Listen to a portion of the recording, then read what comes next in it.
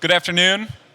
My name is Luke Booty. I'm part of the Sloan Research Papers organizing team. It's my pleasure today to introduce Avery McIntyre and Professor Jenna Wiens. They're presenting their paper, Recognizing and Analyzing Ball Screen Defense in the NBA. The presentation will last 20 minutes. Afterwards, we'll have about 5 minutes for Q&A. If you're interested in asking a question, raise your hand and I'll come around with the microphone. Join me in welcoming Avery McIntyre.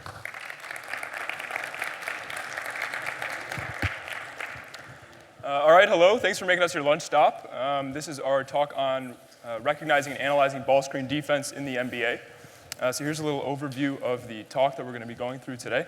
I'll be covering exactly what it was that we built. Professor Wiens will pick it up for the second half, covering how we used the tool that we built and applied it to multiple seasons worth of NBA game data. So let's start with a quick hypothetical. I want everyone to think just for a second about how you might answer a question like the one behind me. So maybe you have some hypothesis that NBA teams are choosing to defend differently based on some change in the way that teams are playing offense. Right? So maybe you're trying to investigate whether or not teams are going over more in the current season than they have been in seasons past. Well, if you think about it, that's actually a pretty difficult question to answer if you're trying to answer it comprehensively, right? If you're not just trying to take a random sample, we're talking about just some napkin math, upwards of more than 10,000 hours to answer a question like that, even if you knew where all the ball screens were, which is a pretty big assumption, right? We're assuming that you're not watching the full 48 minutes of game film and you can just snap to each screen. It'd probably take you a minute to watch it, understand what it was, and write it down. So, largely infeasible to really tackle this sort of question, and, unless you were dedicating, a full team to this and you had a pretty extended time frame. But given that the answers to these questions are sort of really pertinent to understanding the ways in which our game is evolving over the years, the research challenge that we set out to answer was, is it possible and can we build a system to automatically identify the way in which on-ball screens are defended? So that was the question, can we do it?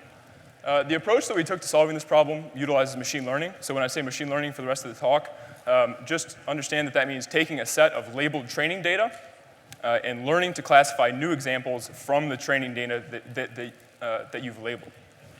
So here's the full outline of the system as it works.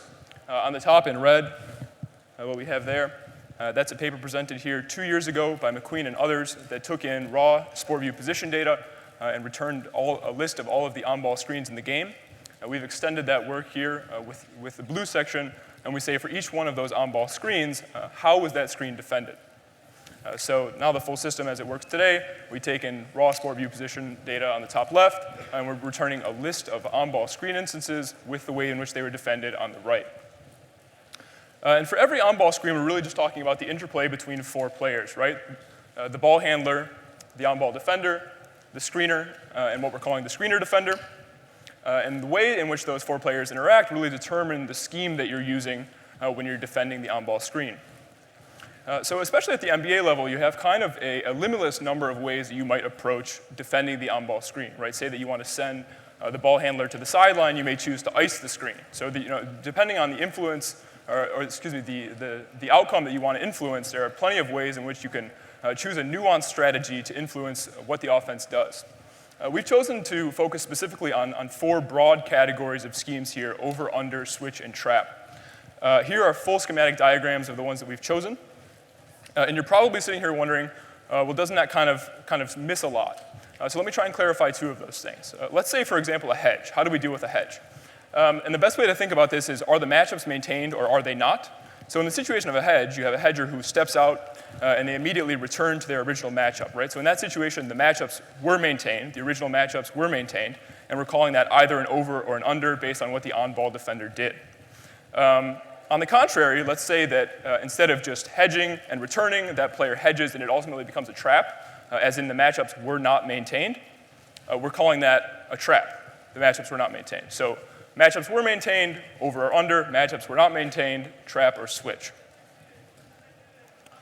So let's get into a little bit of how we built this classifier. What are the internals of this system? So we treated the problem as a multi-class classification problem. In a multi-class classification problem, all that means is that for every instance of an on-ball screen, we're labeling it with one of the 4 schemes that I've just identified: over, under, switch, or trap. It's a little bit more difficult than your traditional classification problem, a binary problem, because instead of having one way to be correct and one way to be wrong, you have one way to be correct and here 3 ways to be wrong. So it's a little bit more difficult to get good results when you're dealing with multi-class classification. And like I mentioned previously, we treated it as a supervised learning problem, which meant that we took labeled training data, we extracted some sort of defining features from that data, we learned a model from those features, and with that model, we were able to ultimately classify new instances of on-ball screens. So the labeled training data that we used was randomly selected from 5 games from the 2011-12 NBA season. And we ultimately labeled 340 examples, and you can see the breakdown of those just behind me. From those examples, for each one of those examples, we extracted 180 features, which were based on the pairwise distances between 6 entities: the ball handler, the on-ball defender, the screener defender, the ball, and the hoop. And then in terms of ultimately learning our classifier, what we need to do is try and understand, so of those 180 features, which ones are the ones that ultimately determine what scheme was used. And the way that we do that is we solve for a set of parameters, a set of feature weights that tell us how important each individual feature is. So we solve for those parameters by solving the multinomial logistic loss function with regularization, because we have a higher number of features in this context. And then for determining the scheme of a given instance, we're just saying that the probability of a scheme being, say, class over is equivalent to the softmax function using the parameters that we learned just previously. And I've kind of glossed over all of the pieces that make this a little bit difficult. So here's one challenge, just to kind of get everyone thinking about some of the things that made this a little bit harder. So even within a scheme, say 1 over versus another over, and especially say an over versus a switch, the time it takes to identify a scheme, right, from screen until action completion has tremendous variability.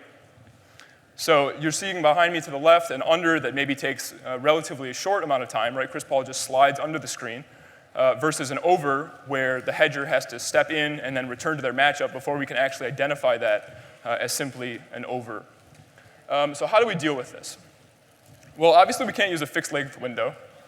So the way that we deal with this is we say that every screen begins at the screen moment and it ends at some terminating event. The terminating event is some action such as a shot, pass, turnover, or foul. So we have this length of time which goes from the screen moment until this terminating event for every instance of an on-ball screen. But like I mentioned previously, those are not all the same length, right? We have different length periods for each on-ball screen.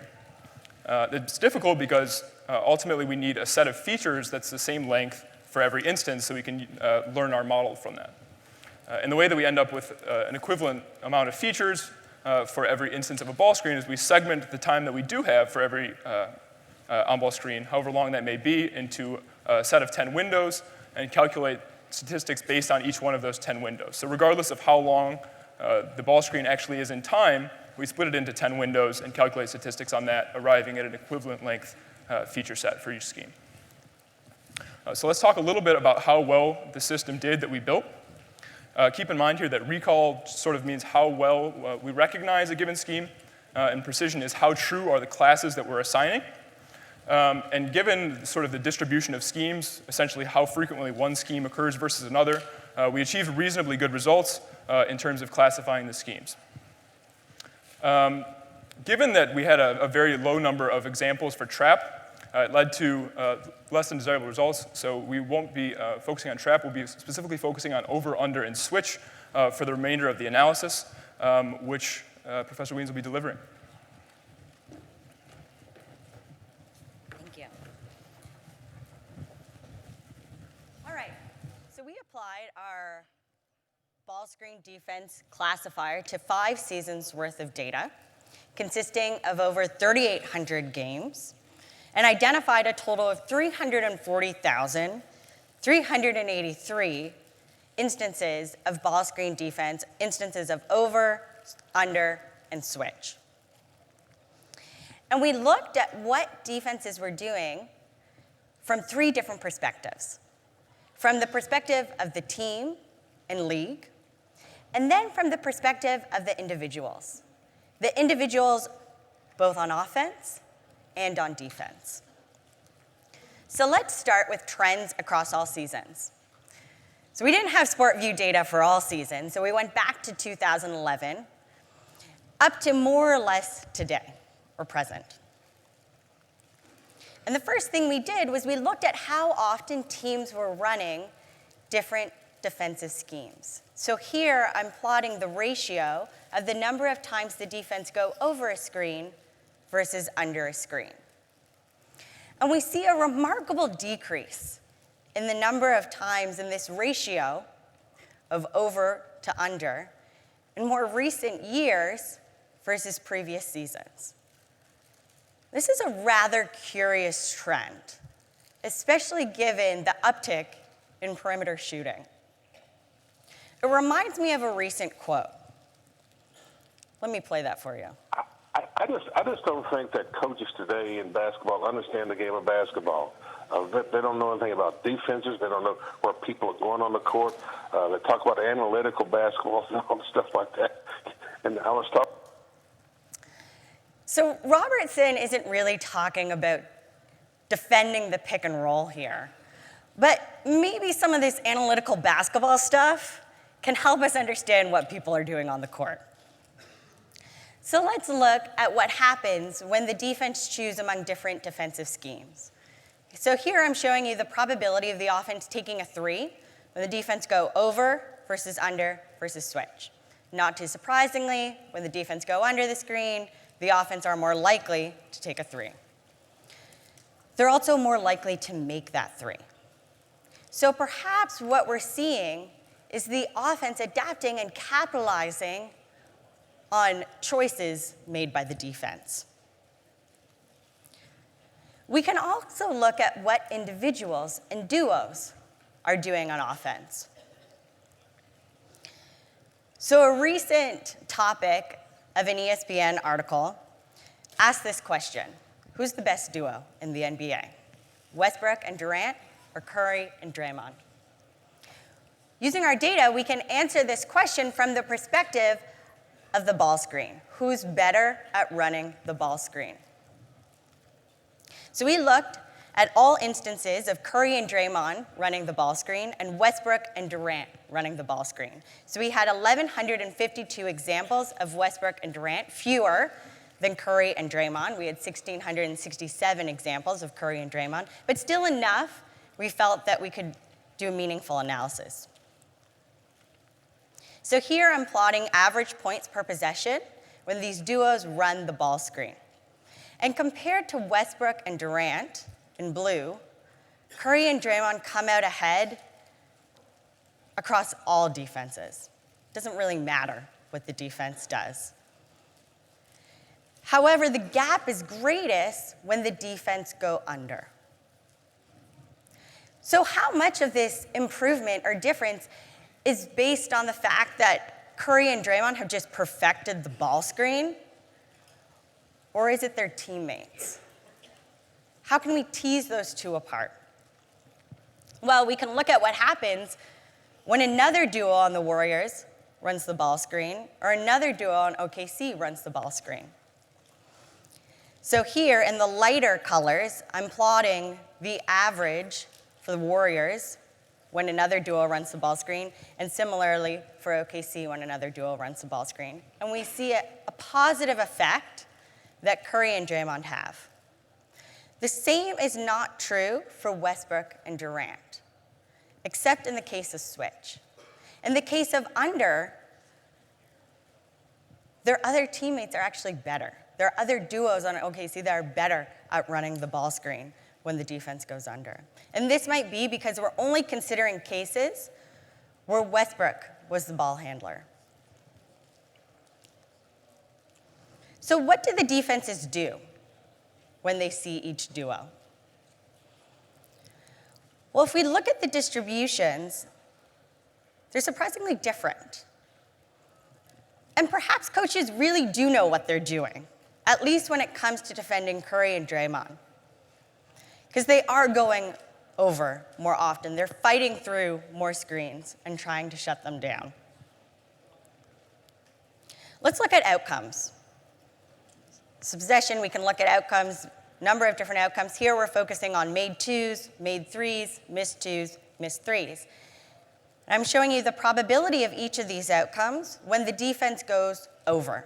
I've got darker blue for Curry and Draymond, and lighter for Westbrook and Durant. And we see that in terms of making a two, there's a higher probability of Westbrook and Durant making that two when the defense go over. But for Curry and Draymond, there's a much higher probability of them taking a three, either making that three or missing that three. And the trend continues across other sorts of defensive schemes. But what's really remarkable here is when we compare this to the league average.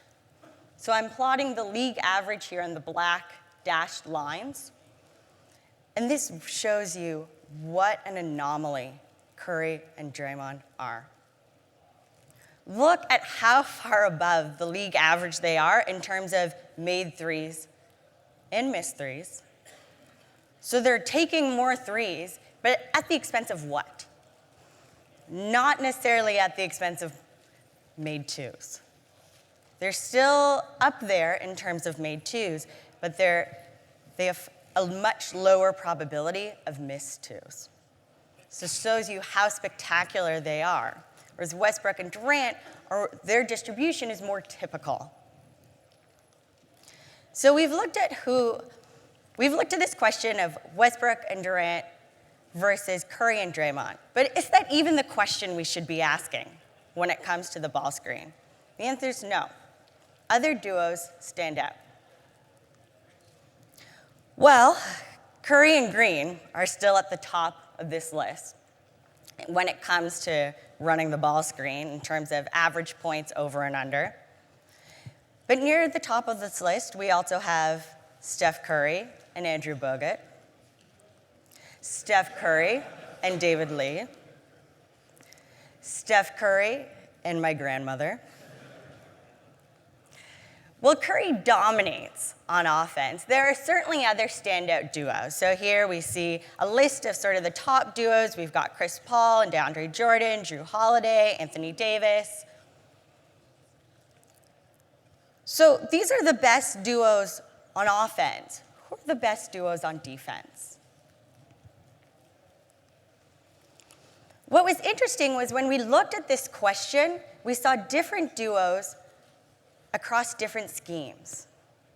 So when we focus on the top duos at running over, we see Avery Bradley and Jared Sullinger at the top, with 0.56 points per possession, well below the league average of 0.74, and they're running it more often. They're running this 58.7% of the time, which is greater than the league average of 56% of the time. When we look at under, we've got Rondo and Chandler at the top.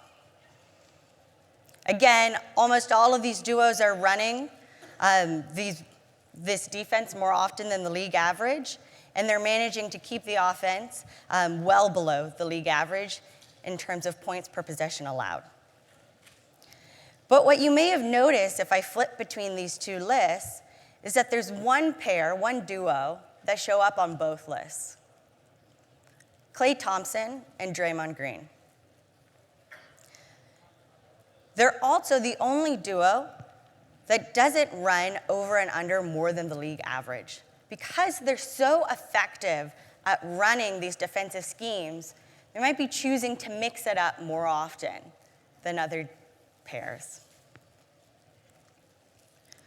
So I can keep going, and I can show you a table of all the duos, top duos at running switch. I can show you the top duos who do best when they're faced with switch. I can show you individuals who are best at running ball screens, individuals who are best at defending against ball screens. I can keep going. This is really just a sliver of what is possible with these data. These machine learning tools enable automation and unprecedented data generation. Or, as Robertson calls it, this analytical basketball stuff can help us answer questions that previously we were not able to answer in the NBA. So with that, I'd like to thank the league, the NBA, for access to the data and take questions. Thank you.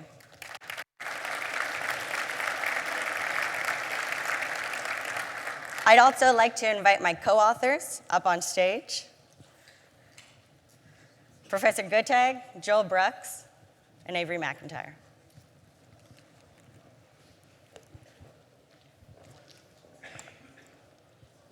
Hey. Hi.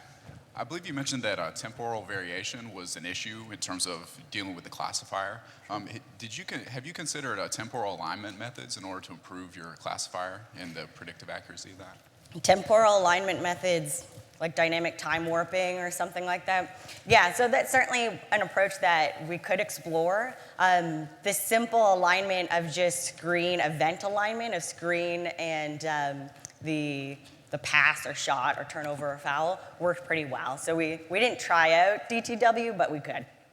Question?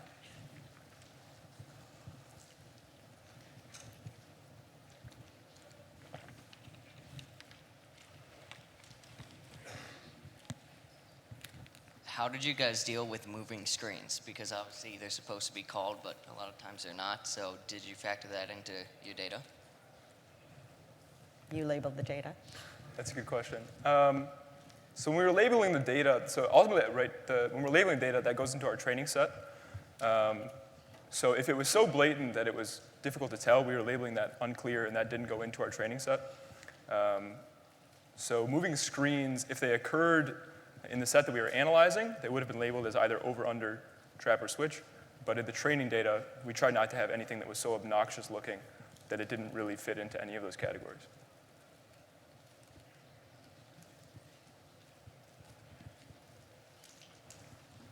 With maybe poor defenders like Kevin Love and James Harden, is there any data that shows offenses try to exploit them by putting them in pick and rolls? Great question.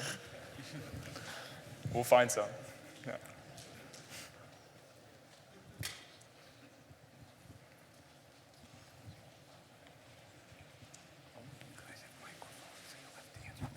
First, thanks for the presentation. Really enjoyed it. How much for the superior screening defenders or on-ball screen defenders do you think is related to their defensive skill versus how much do you think it's related to superior tactics like going over or under when they should?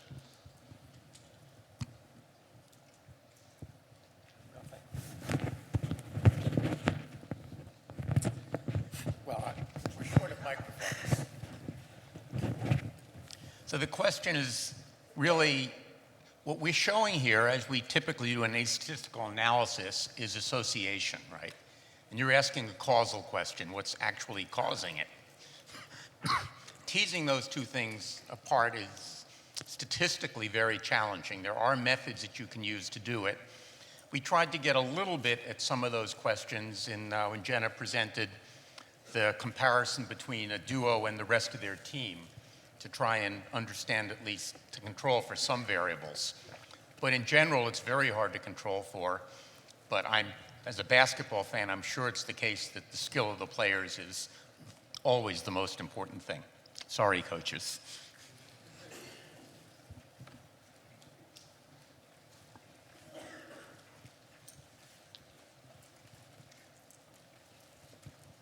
Just wondering, because you guys focus mainly on ball screens, how did you control for the other players in their positioning on the court and how that affects on-ball screens and defense and offense? So the short answer is we didn't.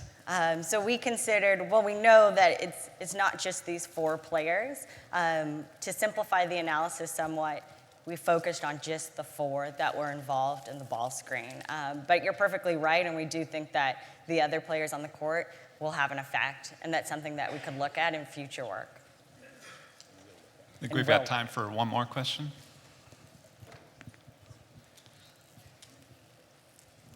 Hi. I was wondering if you looked at moments where your classifier was incorrectly identifying the type of screen and identified maybe patterns in the data or like types of plays where your classifier was performing poorly and maybe how that might have impacted your results. So we feel like the biggest impact on our results had to do with the fact that we had too few examples of trap So a lot of the misclassifications were around trap. They're being misclassified as over, under. Beyond that, I think that really the next thing that we need to do is just get more labeled training data for trap. All right. Please join me in thanking our presenters.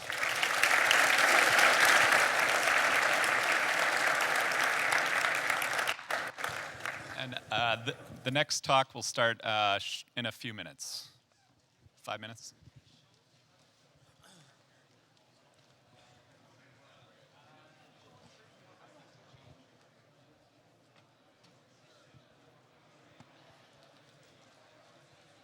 This was yours too, right? No.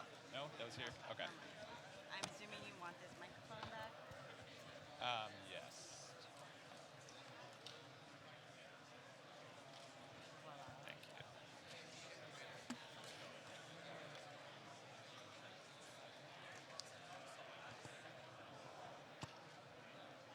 Hi.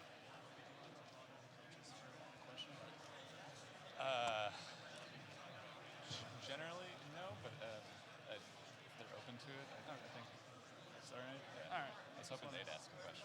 Yeah, I thought they were. I was like, is that gonna happen? Yeah.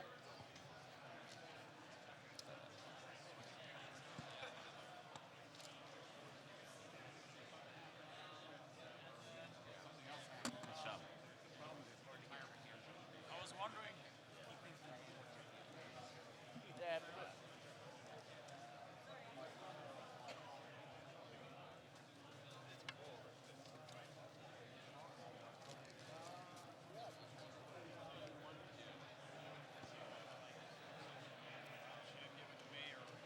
So we got it too. Okay. So he has his own. Do we have the dongle back? I have it. It's up Yeah. on stage. So, but he has his own laptop. No. Oh, he's not. He doesn't. You don't have your own laptop, right? We're just gonna keep it from our own. Yeah, it's our own system. Okay. Let me. Yeah. Keep it up. Yeah. I got you lunch, Luke. The turkey sandwich right here. Okay, great.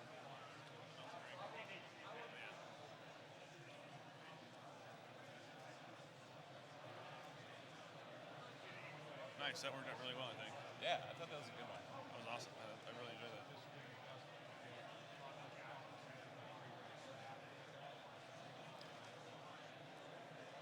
So when you finish, after the Q&A of this one, just tell them that the other sports panel will start in about 10 minutes. Okay. The panel. yeah, I'm sorry. yeah, no, yeah. Other sports papers. Right, Sorry, right. panel's not the right word. How would you like to be introduced? Take that. Thank you. Oh, like my name? Yeah. Joe Kuhn's fine. Joe Kuhn? Okay. Any relation to Thomas Kuhn? I'm sure you asked that quite a lot. Yeah. I always get that question for the Niels Bohr, so that's my last name. Yeah. I was like, no, I wish. That's cool. So then there's a monitor with your slides down there, and there's a clock on that that'll count down from 20 minutes. Okay. And so try and fit it in that window.